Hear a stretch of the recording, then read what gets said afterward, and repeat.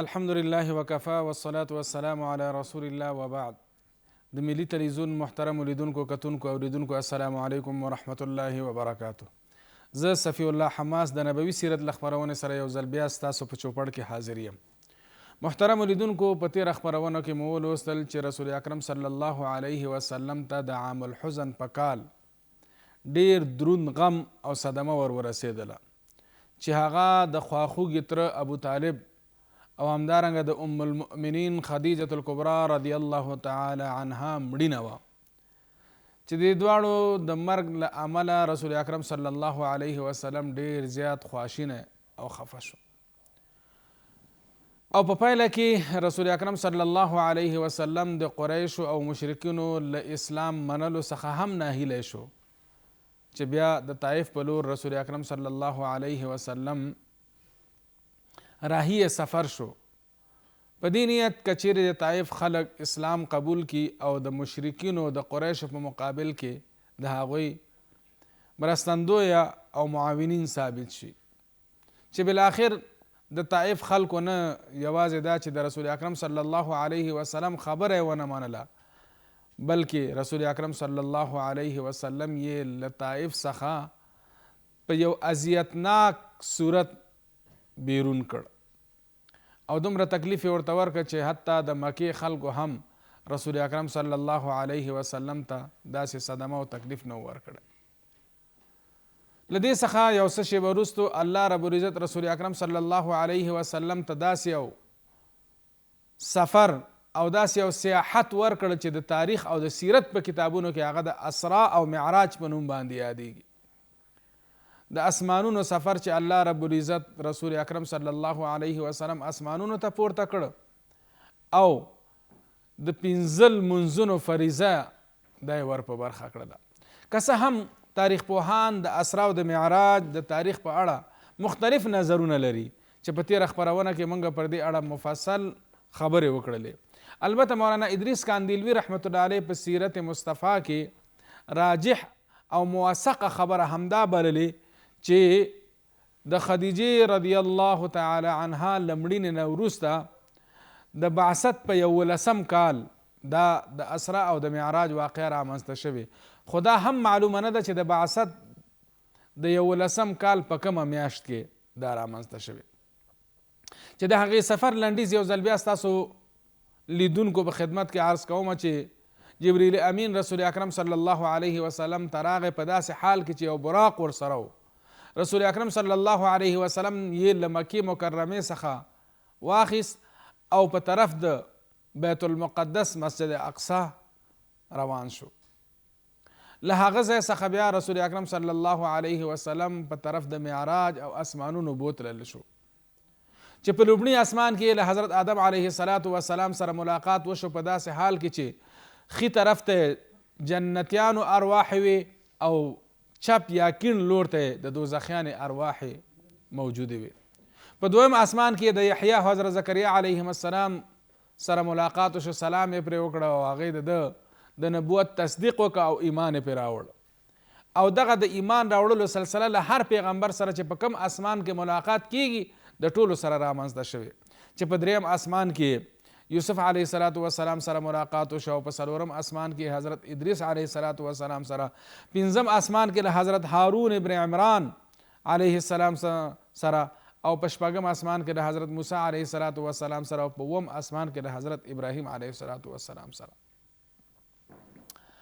دغه راز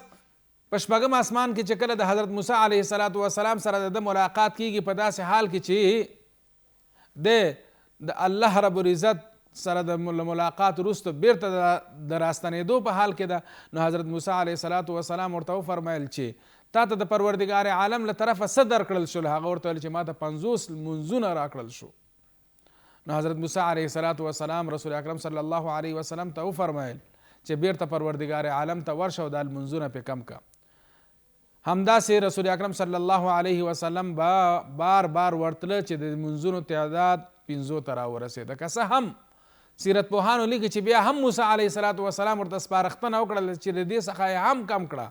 خو رسول اکرم صلی الله علیه وسلم ورته وفرمیل چې نور ما ته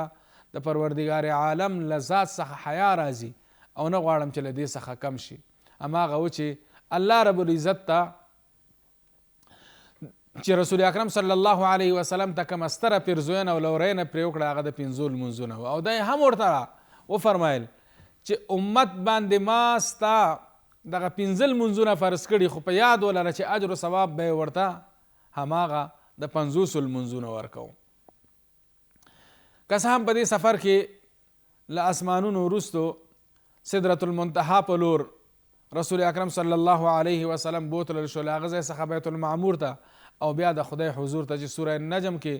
الله رب العزت وی فکان قاب قوسین او ادنا، د 2 کمانونو د لرګیو په څیر او له دې څخه زیات هم پروردگار عالم ته رسول اکرم صلی الله علیه وسلم ورنږدې شو. د 5 لمونځونو ورکولو نه وروستو د سینې سیریدلو پیښه هم په همدې سفر کې رامنځته شوې د اسرا او د معراج په سفر کې. که څه هم سیرت پوهان دا وایي چې د اسرا او معراج د سفر له پیل څخه وړاندې دا د شق صدر یعنی د سینې د سیرولو دغه پیښه رامنځته شوې ده. په دې سفر کې یو پیښه دا هم وشوه چې رسول اکرم صلی الله علیه وسلم کله اسمانونو ته پورته کېده نو دته 2 جامونه وړاندې شول چې په یوه کې شراب او په بل کې شودې وې. رسول اکرم صلی الله علیه وسلم د شرابو پر ځای شدو ته لاس وغځو او هغه واخیسته. ورته وویل شول چې تا نیکبختي د خپل امت دپاره غوره کړه، که چیرې تا شرابو طرف ته لاس غځولی وی نو ستا امت به د بدبختۍ او ناکامۍ سره مخامخ شوی و. دا هم د رسول اکرم صلی الله علیه وسلم معجزه وه چې فطرتا الله رب العزت په ده کې هغه ملکه او استعداد ایښی و چې هغه شیان د ځان دپاره خوښول کوم به چې د ده د امت او یا د ده د شان سره مناسب و. په روایت کې دا هم راځي چې الله رب العزت په همدې سفر کې رسول اکرم صلی الله علیه وسلم ته جنت او جهنم ورښود او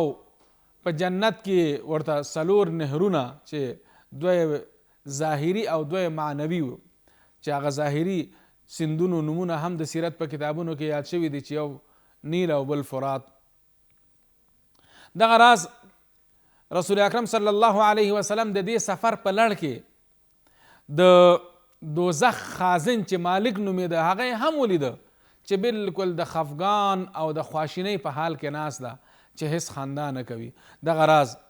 رسول اکرم صلی الله علیه وسلم د خپل امت او یا د سابقه امتونو له مختلفو اقوام او قومونو سره لیدل وشول. په اصطلاح یعنی په دې سفر کې هغه قومونه ولیدل. روایت کې دا راځي چې هغه کسان یې ولیدل چې هغه د یتیم مال خوړونکي وو، په داسې حال کې چې د دوی شونډې به دومره غټې د اوښ د شونډو په څیر اوږدې وې او غټې غټې خولې به وې. پروردګار عالم له لورې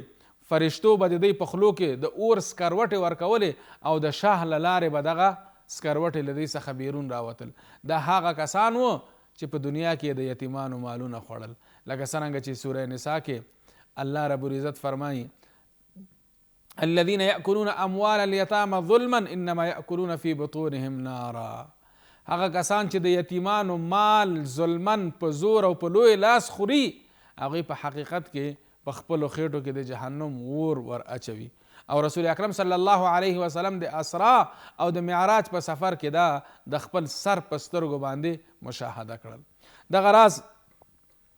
د سودخورو ترڅنګ هم د رسول اکرم صلی الله علیه وسلم گذر وشو. روایت دا هم لیکي چې رسول اکرم صلی الله علیه وسلم په سودخورو باندې داسې تیر شو، ویلیدل چې د هغې خېټې دومره پړسېدلې وي چې د ډېر پړسوب او د خېټې د لویوالي له امله هیڅ حرکت نشو کولی. او فرعونیان به چې کله د عذاب دپاره بوتلل کېدل هغوی به د دوی د پاسه ګرځېدل، یعنی دوی به د خپلو پښو لاندې کول او بیا به هغوی د عذاب په لورې بوتلل کېده. دغه راز په دې سفر کې رسول اکرم صلی الله علیه وسلم هغه نارینه هم ولیدل چې هغوی زناکاران وو، چې ګوري ترڅنګ یې 2 قسمه غوښې ایښې وې، چې یوه بالکل پاکه تازه او چاغه غوښه ایښې او بل بدبوداره پلیته او ناپاکه غوښه ایښې، او دا خلک هغه پاکه غوښه پرېږدي او ناپاکه طرف ته لاس غوي. دا هم د دې په معنا و چې په دنیا کې دوی پاکې او حلالې میرمنې دوی ته شا کوي او غیر حلالې او حرامو میرمنو پسې ګرځي چې دې معنا یې ورکوله. همدارنګه په دې سفر کې رسول اکرم صلی الله علیه وسلم گذر د هغه میرمنو ترڅنګ وشو چې دوی به په نکاح کې د یو چا وي او اولاد به د بل چا په خپل رحم یا خېټه کې ګرځاو. دوی هم روایت کې راځي چې د خپلو سینو څخه د اسمان او د ځمکې پر منځ ځوړندې شوي وي. د هغه پیښې او واقعې وي چې رسول اکرم صلی الله علیه وسلم په دې سفر کې ولیدل. په لاره کې که څه هم رسول اکرم صلی الله علیه وسلم نه مکې څخه بیت المقدس ته د قریشو هغه کاروان او قافله یې هم ولیدل چې په لار کې روان و، او په هغه قافله کې چې کوم لومړنی اوښ و هغه یې هم مشاهده کړل. په سبا دغه ټولې پیښې رسول اکرم صلی الله علیه وسلم چې قریشو ته وویل، قریشو په ځای د دې چې د حقیقت درک وی منل چې د حقیقت باندې ولاړه خبره ده، خو بیا یې هم ونه منله د خپل ضد او عناد د وجې نه. رسول اکرم صلی الله علیه وسلم په دې سفر کې د قریشو هغه کاروان هم ولیده،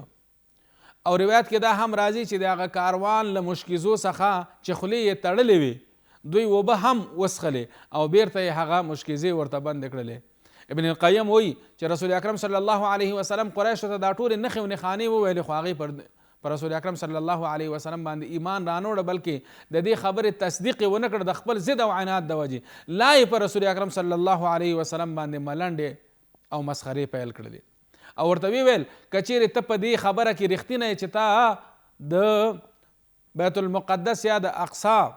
زیارت کړی، نو مونږ ته د اقصا په اړه د هغه سوالونو ځواب راکړه چې مونږ یې تاسو ته وړاندې کوو. رسول اکرم صلی الله علیه وسلم ته پروردگار عالم اقصا یعنی مسجد اقصا بالکل مخامخ راوسته، او رسول اکرم صلی الله علیه وسلم به هغه د سر په سترګو باندې لیده او بیا به یې د هغې د سوالونو ځواب ویل. روایت کې راځي چې بیا هم قریشو د رسول اکرم صلی الله علیه وسلم د دې خبرې تصدیق ونه کړ. یوازینی شخص چې د دې خبرې اورېدو سره یې فورا ومنله، زړه ته یې پرېوتله او تصدیق یې وکړه، هغه د رسول اکرم صلی الله علیه وسلم د سفر او حضر یار د اسلام لومړنی خلیفه حضرت ابوبکر صدیق رضی الله تعالی عنه و. روایت دا هم لیکي چې صدیق ته صدیق لقب د همدې پیښې د تصدیق له امله رسول اکرم صلی الله علیه وسلم ورته ور وبخه. دا د معراج او اسرا پیښه وه چې ځینې برخې یې موږ تاسو محترمو لیدونکو سره په تېره خپرونه کې شریکې کړې وې او پاتې برخې مو ستاسو په خدمت کې اوس عرض کړې. دې پسې وروسته د سیرت په کتابونو کې یو بل عنوان زموږ او تاسې په وړاندې راځي چې هغه ده د عقبې لومړی تړون. که څه هم دوستانو موږ په مخکې د دې خبرې یادونه کړې چې د مدینې څخه یو 6 تنه راغلي وو او د رسول اکرم صلی الله علیه وسلم په لاس ایمان راوړه، بیعت یې وکړه او بیرته مدینې ته ستانه شوي وو، او هلته یې خلکو ته د اسلام او د جناب نبی کریم صلی الله علیه وسلم په اړه د هغوی ذهنونه روښانه کړي وو. د نبوت په 11 کال د حج په موسم کې 12 تنه نور له مدینې څخه د حج په نیت مکې ته راغله. په دې کې 15 تنه هماغه وو کوم چې 13 کال راغلي وو. البته یو صحابي ورسره رانغی، باقي 15 تنه هماغه وو چې 13 کال راغلي او له رسول اکرم صلی الله علیه وسلم سره بیعت کړي وو، او له هغوی سره 7 تنه نور نوي یعنی جدید راتلونکي کسان وو چې د بعثت په 11 کال مکې مکرمې ته د حج په نیت راغلي وو. دوی چې کله راغلل د حج په موسم کې په منا کې د عقبې په نوم یو ځای و، هلته د رسول اکرم صلی الله علیه وسلم سره بیعت وکړه، او بیعت په کومو ټکو باندې وشو د سیرت په کتابونو کې لیکل شوي دي چې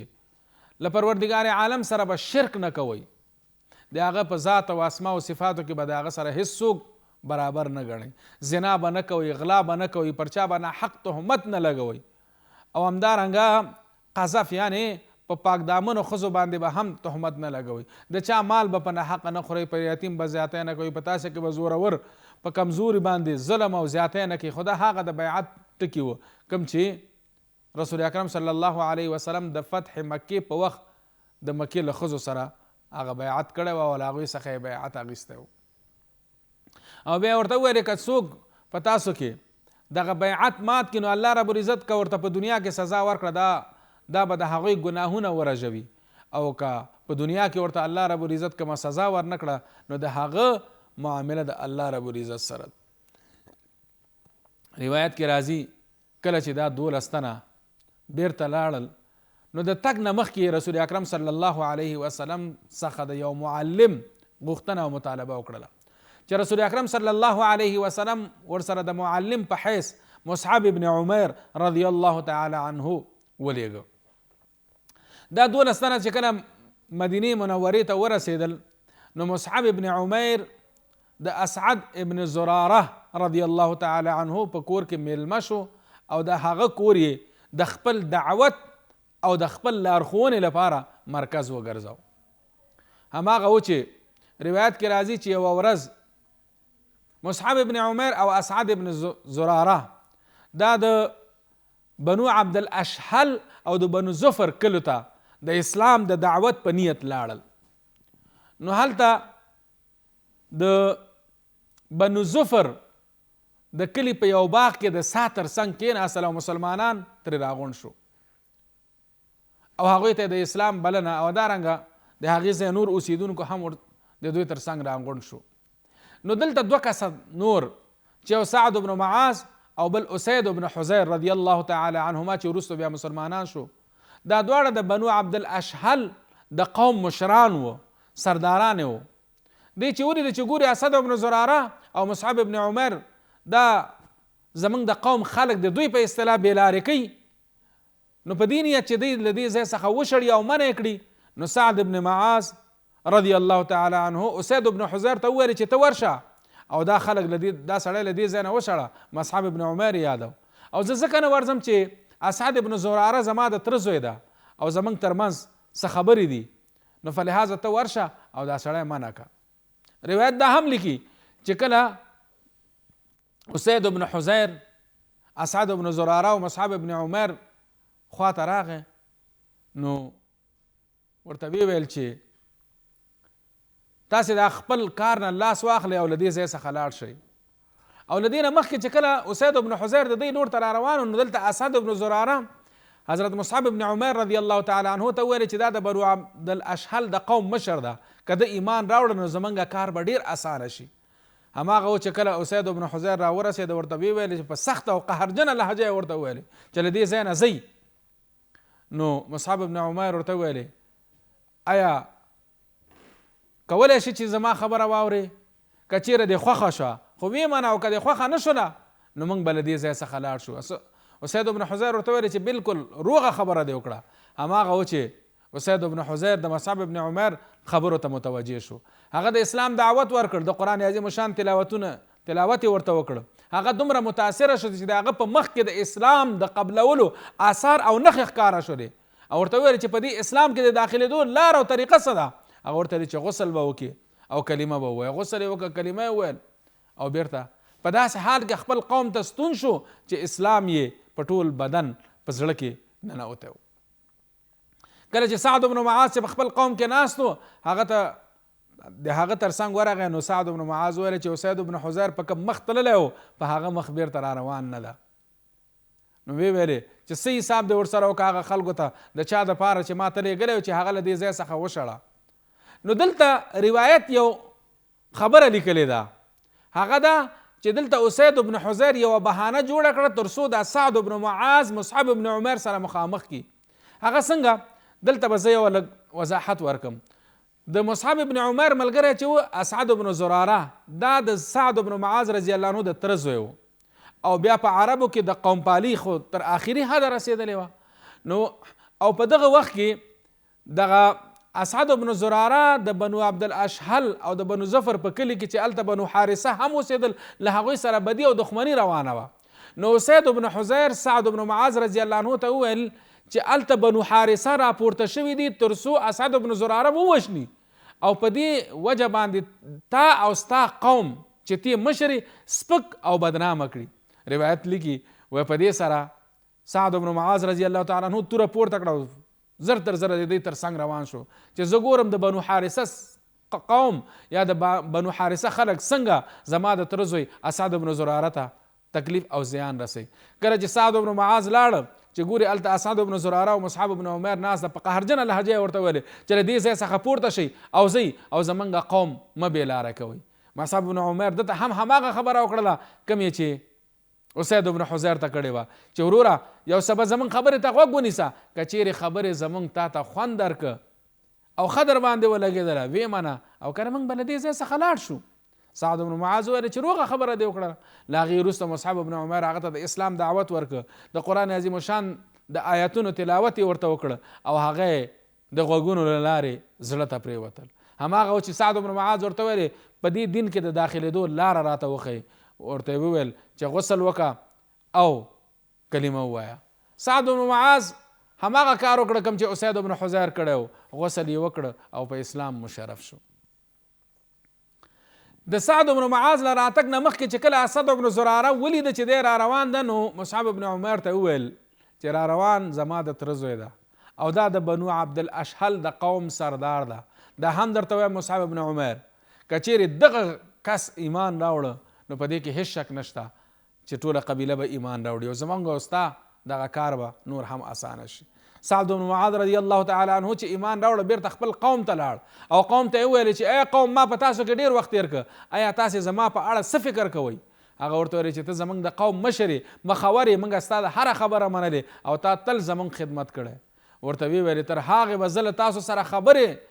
ونه کړم تر څو د دې قوم نارینه او ښځینه ټولې په اسلام مشرف نشي. روایت دا هم لیکي چې لا ماښام شوی نه و د بنو عبدالاشهل قوم د حضرت سعد بن معاذ رضی الله تعالی عنه له دې وینا سره په ایمان او اسلام باندې مشرف شو. محترمو لیدونکو، زمونږ د نن ورځې خپرونه تر همدې ځایه پورې وه. تر راتلونکې خپرونې پورې